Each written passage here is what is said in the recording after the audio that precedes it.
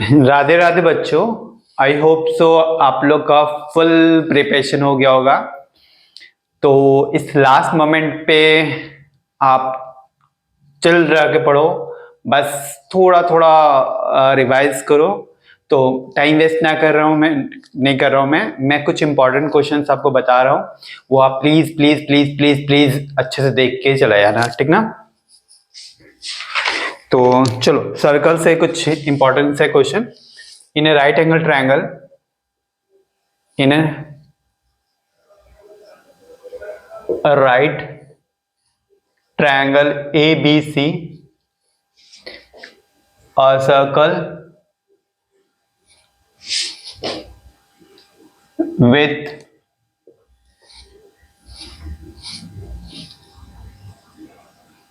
side AB, take as a diameter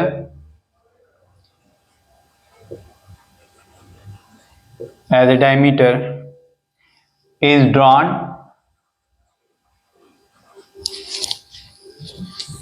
to intersect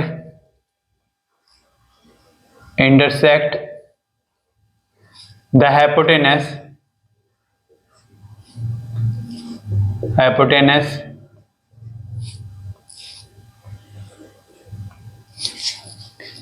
AC at P. Prove that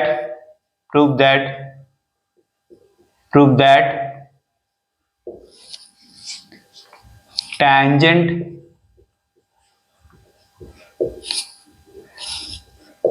to the circle at P bisect BC, ठीक ना। तो क्या बोला है, ध्यान से देखो क्या लिखा है कि ABC is a right angle triangle with the side AB as a diameter is drawn to intersect the hypotenuse AC at P. Prove that tangent to the circle at P bisect BC, ठीक ना। तो tangent to the circle at P bisect BC, हाँ correct है, ठीक ना। तो ध्यान दो यहाँ पे क्या बोला है कि एक राइट एंगल ट्रायंगल है, ठीक, ऐसा एक राइट एंगल ट्रायंगल है जिसमें A B C, A B diameter, एक सर्कल ड्रॉ किया गया है। तो ए बी डायमीटर है और एक सर्कल ऐसे ड्रॉ कर रहे हैं हम लोग,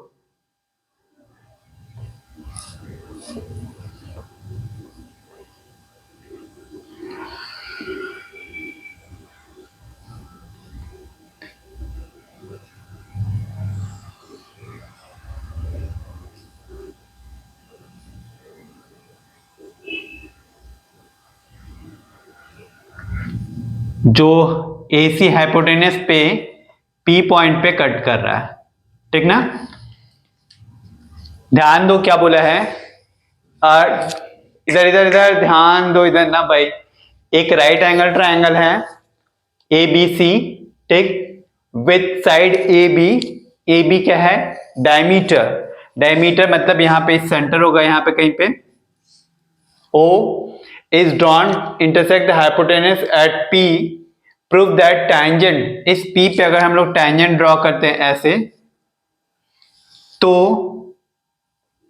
इस पॉइंट का नाम लगते हैं M। तो ये और ये लेंथ हमको इक्वल प्रूफ करना है।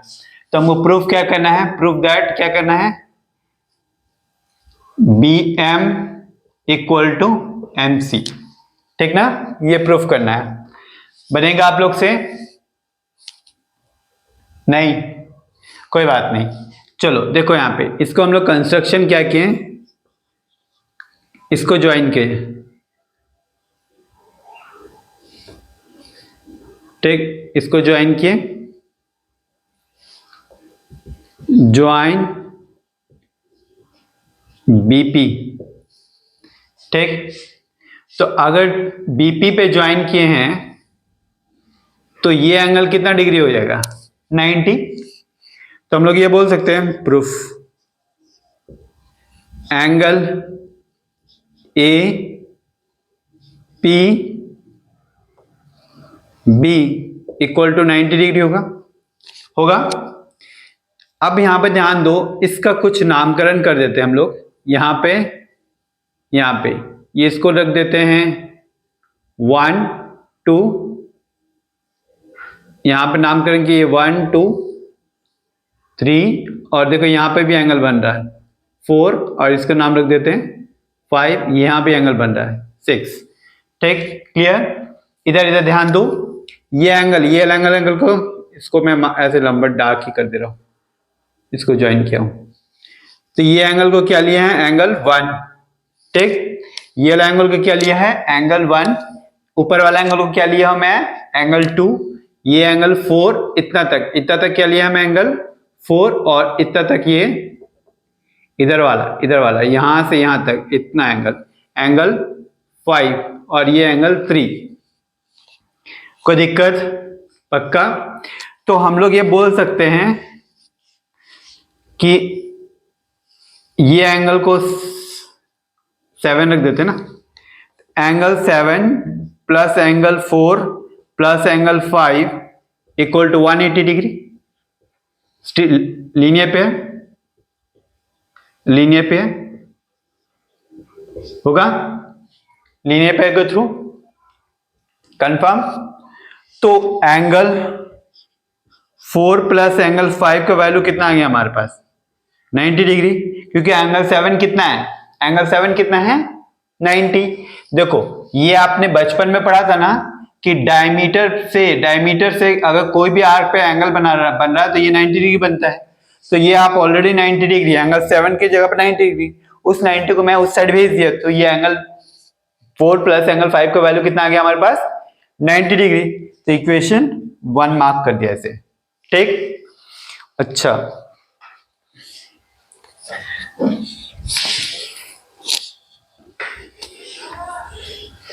अब यहां पे देखो,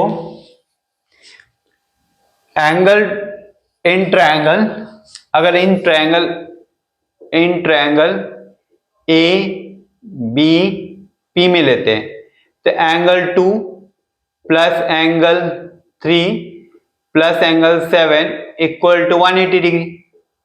तो यहां से angle 2 plus angle 3 equal to भी 90 आ गया। ये आपका दूसरा इक्वेशन। कोई दिक्कत नहीं। तो आपके पास आया क्या, थोड़ा गौर से तो देखो कि एंगल 4 प्लस एंगल 5 का वैल्यू 90 है, एंगल 2 प्लस एंगल 3 का वैल्यू 90 है, और angle 1 plus angle 2 equal to 90 क्यों होगा, बताओ तो जरा। एंगल 1 प्लस एंगल 2 90 होगा, क्यों होगा, टेंजेंट एंड क्या बताओ, tangent and radius always 90 degree होता है ना। तो ये तो एक टेंजेंट है, देखो ये तो यहां से पास कर जा रहा है, ये ऐसा लाइन पास कर जाएगा ना। ठीक, क्लियर। वो मेरा फिगर वैसे बना है, सही से नहीं ऐसे आ रहा, तो हम लोग बोल सकते हैं कि ये टेंजेंट 90 डिग्री होगा। तो ये थर्ड इक्वेशन ले लेते हैं। तो from equation 2 and 3 angle 2 plus angle 3 equal to angle 1 plus angle 2, इधर 90, तो इन दोनों को भी मैंने इक्वल कर दिया। जब ये RHS इक्वल है तो LHS को मैं इक्वल कर दिया, तो यहाँ 2 ये 2 चल बसा, तो एंगल 1 इक्वल टू एंगल 3 ये हमारा आ गया। ठीक, इसे हम लोग मार्क कर दिया एंगल, इक्वेशन 4। अब हम लोग बोल सकते हैं कि एंगल 3 इक्वल टू एंगल 4 के बराबर है। Angle 3 equal to angle 1 equal to ये वाला एंगल 3 इक्वल टू एंगल 1 के बराबर है। यहां तो कोई कष्ट नहीं। अब देखो मैं इसे रब कर दे रहा हूं, यहां तो कोई दिक्कत नहीं ना।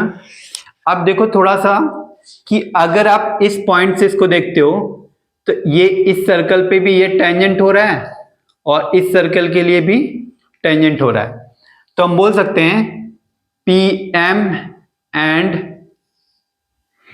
बी एम आर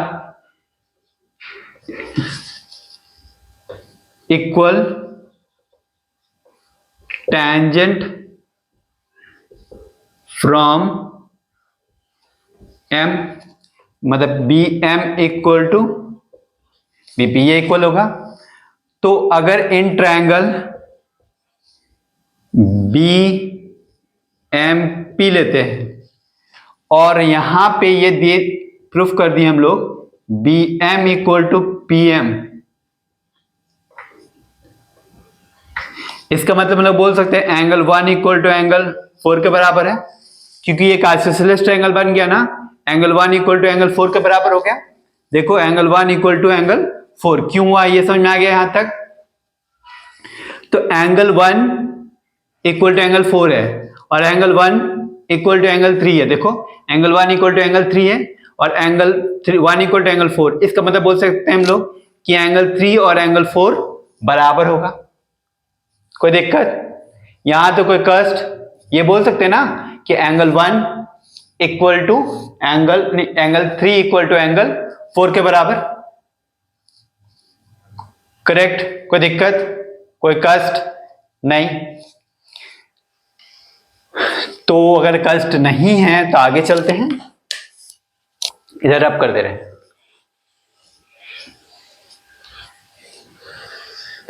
अब आप थोड़ा इधर ध्यान दो कि ट्रायंगल ए बी सी एक राइट एंगल ट्रायंगल है, तो angle 3 plus angle 1 plus angle 2 plus angle 6 equal to 180 degree. अगर ए बी सी एक राइट एंगल ट्रायंगल तो क्वेश्चन पे ही मेंशन था, तो angle 3 plus angle 1 plus angle 2, तभी ना ये पूरा एंगल बी बनेगा, plus angle C 6 equal to 180 degree. तो एंगल 1 प्लस एंगल 2 की जगह पर हम लोग क्या लिख सकते हैं, एंगल 1 प्लस एंगल 2 की जगह पे हम लोग 90 लिख सकते हैं। तो angle 3 plus 90 plus angle 6 equal to 180 degree. तो angle 3 plus angle 6 equal to 90 degree. कोई दिक्कत, कोई कष्ट, यहां तो किसी को कोई कष्ट है क्या, नहीं। तो इसे हम लोग इक्वेशन 5 मार्क किए थे, मार्क किए नहीं थे, कर ले रहे, 5 मार्क कर लिए, ठीक। और हम लोग इक्वेशन 1 नहीं, इक्वेशन 4 प्लस 5, देखो इक्वेशन आप देखो, पहले मैंने तो रब कर दिया है, इससे पहले मैंने देखो आपको ये करके दिखाया था कि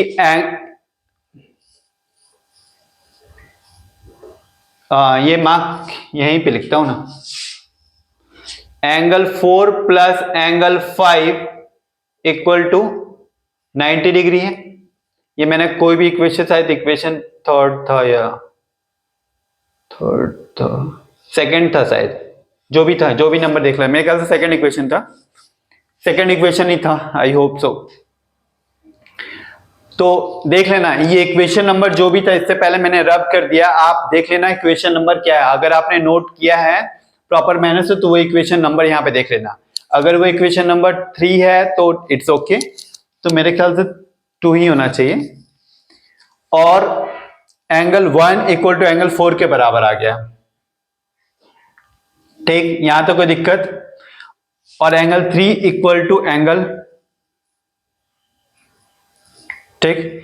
तो जब इस दोनों इक्वेशन को अगर कंपेयर करते हैं, इन दोनों इक्वेशन को, एंगल 1 इक्वल टू एंगल 1, तो angle 3 equal to angle 4, angle 3 equal to angle 4, ये तो मैंने प्रूफ कर दिया पहले।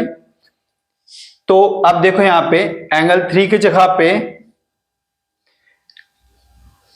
हमको लाना क्या है कि ये और ये इक्वल है ना। तो मतलब अगर मेरे पास अगर एंगल 5 और एंगल 6 इक्वल आ गया, एंगल 5 और एंगल 6 को इक्वल कर दें, तो मेरा ये लेंथ और ये लेंथ इक्वल आ जाएगा। तो angle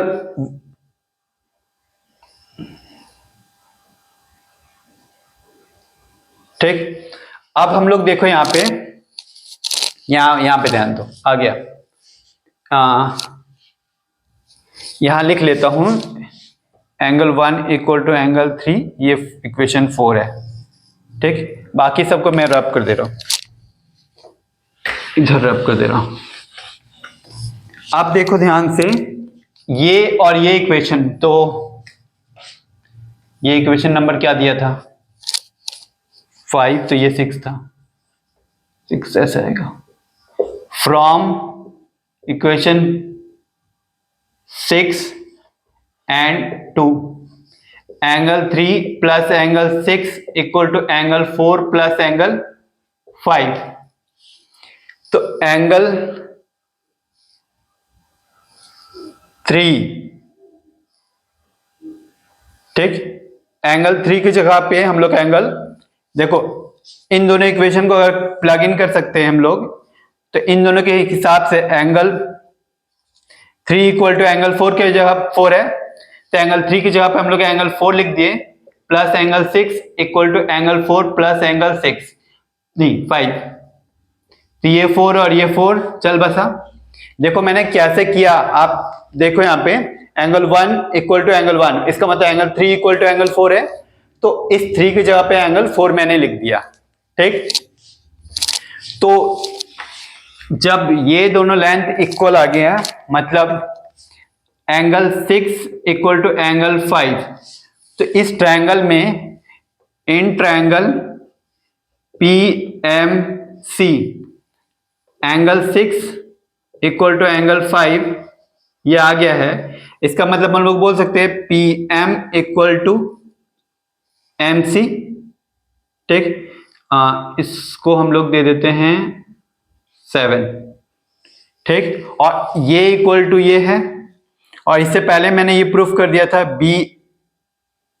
PM equal to BM, ये प्रूफ किया था मैंने।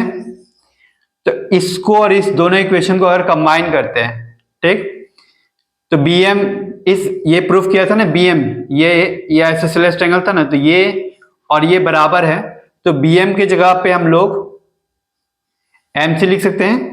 BM की जगह पे हम लोग क्या लिख दिए MC इक्वल टू BM की जगह, प्रूव्ड। ठीक, किसी को कोई दिक्कत, किसी को कोई कष्ट?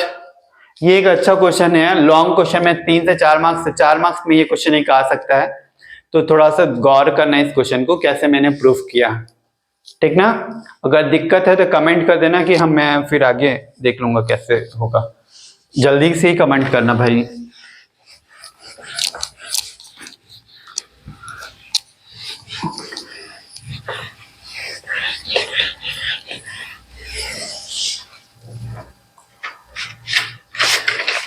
अब मैं सर्कल से तो नहीं ले रहा हूं,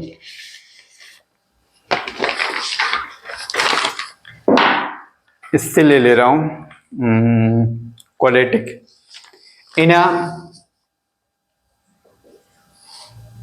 इन a flight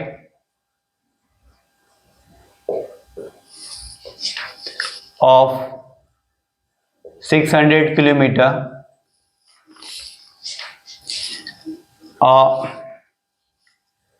aircraft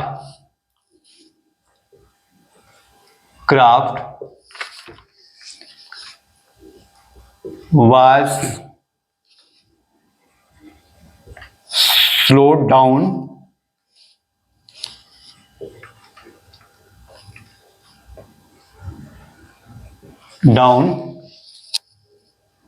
due to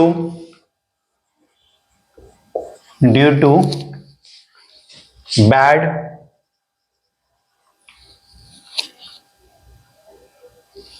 weather। Clear? जागते रहो ग्राहक, जागते रहो। जाग रहे हो ना कि सो रहे हो? सोना मत भाई, थोड़ी देर बाद सो जाना आराम से। क्लियर? श्योर? देखो ध्यान से, देखो ध्यान से, अच्छे से देखो। ये क्वेश्चन कल यही आ रहा है, पक्का आ रहा बेटा, पक्का देख लेना। सर आप क्वेश्चन लिख कर रहे हो क्या? नहीं नहीं, ऐसा कुछ नहीं है, मैं ऐसा मेरे पास ऐसा उतना ज्यादा पावर नहीं है कि मैं क्वेश्चन लिख के। It's average speed for the trip was reduced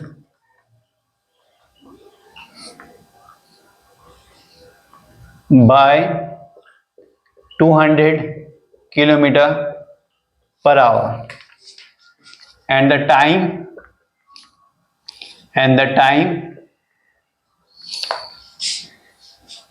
of flight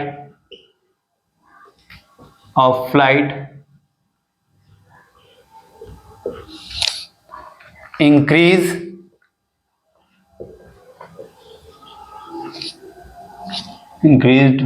by 30 minutes.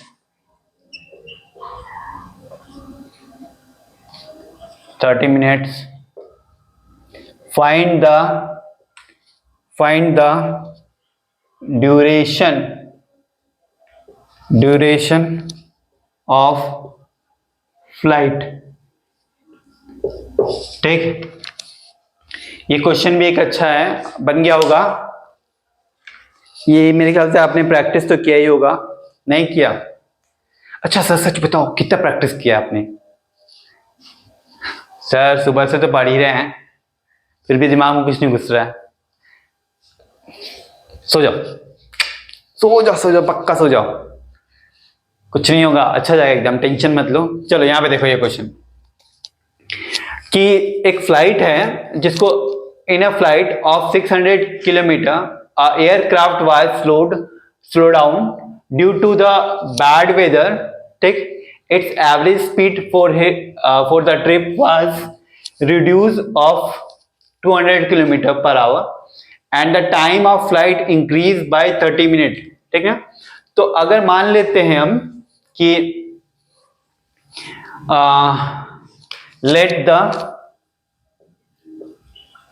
speed of flight be x kilometre per our, तो उसको अगर वो x किलोमीटर पर आवर की स्पीड से जा रहा है तो उसको 600 किलोमीटर ट्रैवल करने के लिए कितना टाइम लेगा? तो टाइम इक्वल टू कितना आ जाएगा? 600 बाय x, इतना आवर लगेगा। बट वैसा तो होता नहीं है जैसे हम लोग सोचते हैं। ठीक, कुछ वेदर कंडीशन के कारण क्या हुआ, उसका फ्लाइट का स्पीड घट गया, तो स्पीड रिड्यूस्ड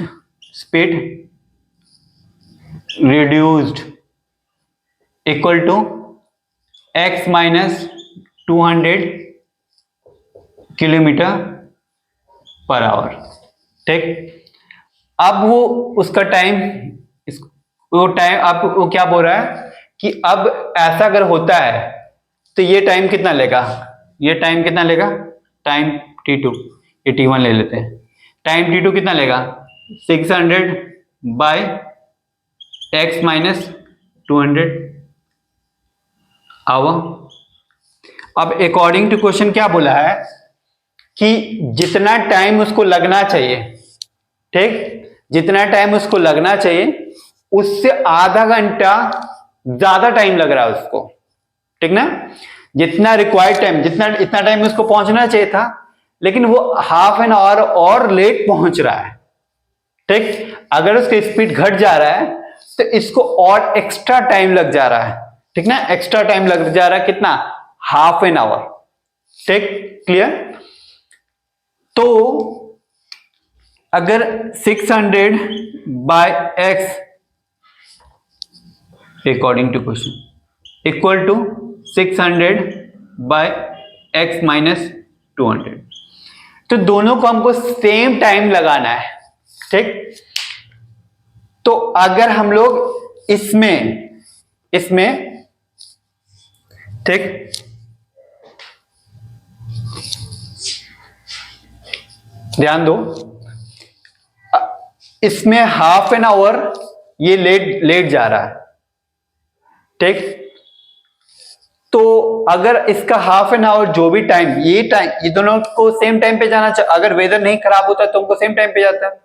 तो हाफ एन आवर लेट जा रहा है, तो इसमें अगर हम लोग प्लस हाफ ऐड कर देते हैं, प्लस हाफ, हाफ मतलब हाफ मिनट, मतलब 30/60 तो कटा, तो इसको हटा के हाफ कर देते हैं ना डायरेक्ट, हाफ, ठीक। कोई दिक्कत? जो भी टाइम लग रहा तो उससे एक्स्ट्रा टाइम लग जा रहा है उसको, तो इसलिए मैंने प्लस हाफ कर दिया।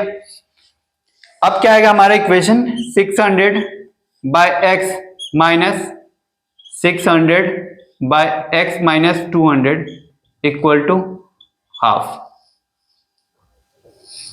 ठीक। ये क्वेश्चन मैंने किया है क्या? ऐसा क्यों फील हो रहा है कि ये क्वेश्चन मैंने करवाया है?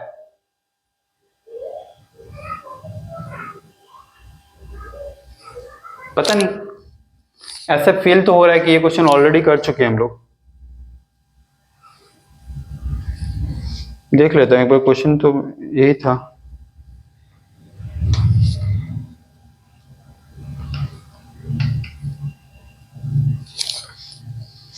यही था ना?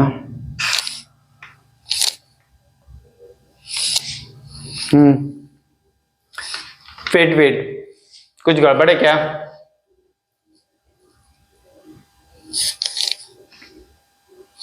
ऐसा तो नहीं फील हो रहा कि कहीं गड़बड़ है?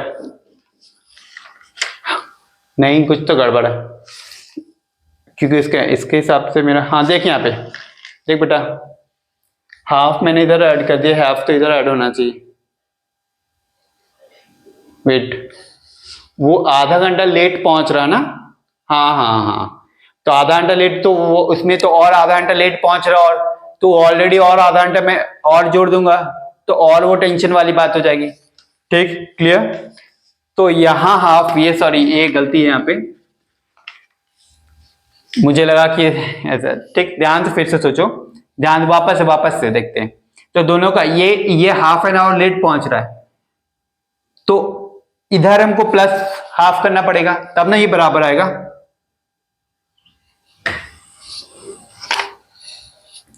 ठीक, क्लियर। देखना, अगर वो रिड्यूस कर रहा है टाइम, ठीक, अगर उसके स्पीड घट रहा है तब वो हाफ एन आवर लेट पहुंच रहा है। तो दोनों का टाइम को बराबर करने के लिए जो भी है इसमें एक्स्ट्रा टाइम लग रहा है, इसमें प्लस करेंगे हाफ, ठीक। अब इसको सॉल्व कर लेना, जो भी आया इसका आंसर देख लेना, ठीक ना, कोई दिक्कत? नेक्स्ट क्वेश्चन की तरफ चलते हैं हम लोग। ये करेक्ट है, अब इक्वेशन करेक्ट है, अब आपका आंसर आ जाएगा, क्योंकि वैसे मेरे इधर हाफ किया था मैंने ऐड, तो वो इक्वेशन मैंने इधर लाके कैलकुलेशन माइंड पे देखा, तो मुझे लगा कि नेगेटिव में आ जाएगा आंसर। तो आप देखो इधर हाफ ऐड होगा, क्यों इधर हाफ ऐड होगा मैं वापस से समझा रहा हूं। देखो ये तो ऑलरेडी लेट टाइम है, तो इसका टाइम, इतना टाइम, तो इस जो टाइम इसका लगा था, तो इसमें हाफ, मान लो कोई आपके चाहने वाले वो ऑलरेडी लेट हो रहे हैं, लेट हो गए, ठीक, और उसमें और वो आप आधा घंटा एक्स्ट्रा दे लेट कर दिया, वो तो और लेट हो गया ना। तो आप आधा घंटा लेट वेट किए, तो ये तब ना वो आपसे मिलने आया, तो आपने आधा घंटा वेट किया तब वो मिलने आया आपसे, तब ना वो बराबर हुआ। कोई दिक्कत? श्योर? हाँ, अब समझ में आ, इक्वेशन समझ में आ गया कि मिलने वाला समझ में आ गया, जो भी है बस सबको समझ में आ जाना चाहिए। इसको सॉल्व कर लीजिएगा आप लोग।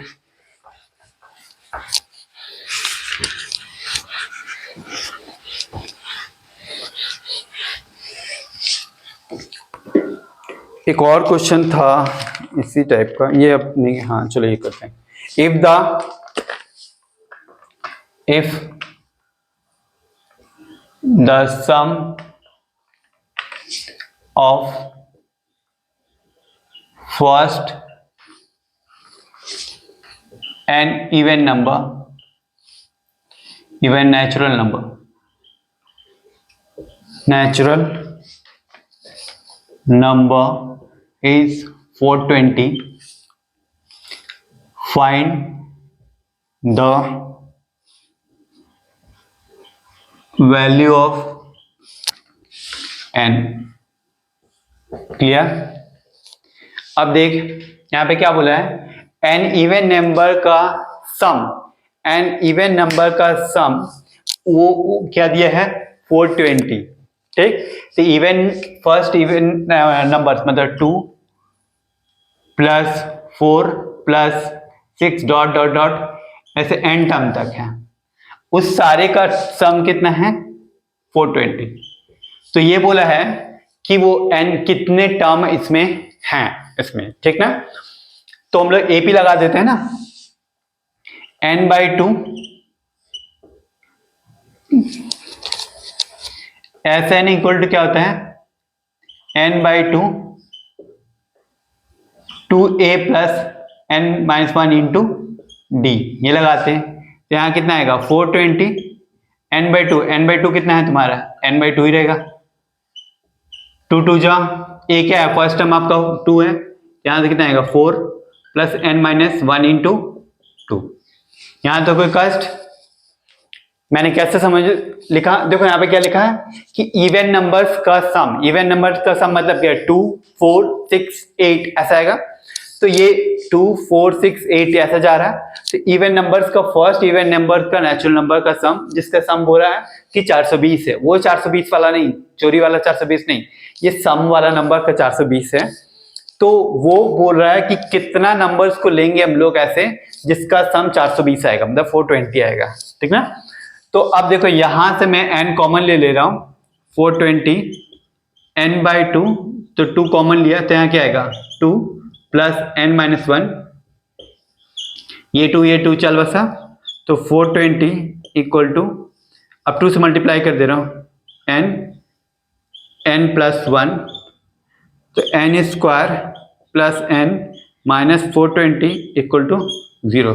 मिडिल टर्म स्प्लिट करके आप मुझे बताओ जल्दी से.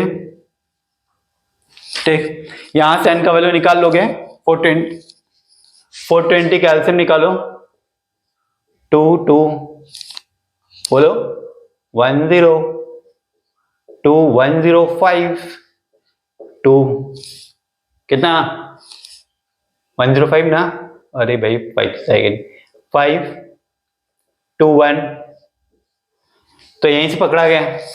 देखो 21 और ये 20. ठीक, तो n square plus 21n minus 20n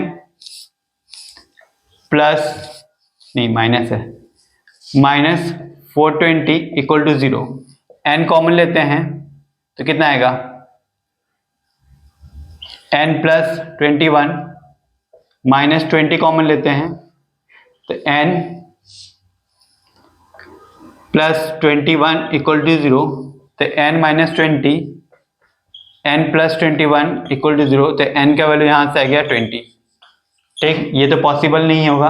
क्यों नहीं पॉसिबल होगा, क्योंकि n का वैल्यू यहाँ से नेगेटिव आ रहा है जो कि पॉसिबल नहीं है. ठीक ना, all the best, be chill अदम बी चिल. आपको मैं ये वीडियो इसलिए दिया कि पहला क्वेश्चन इंपॉर्टेंट है, काफी इंपॉर्टेंट, वो अच्छे से देख लेना प्लीज, इट्स माय रिक्वेस्ट. और कुछ मत कर, सोचा सबसे अच्छे से सोचा. बाय, ऑल द बेस्ट मेरा अदम. मैं आपके साथ हूँ always always and always always. तो चाहिए आप लोग.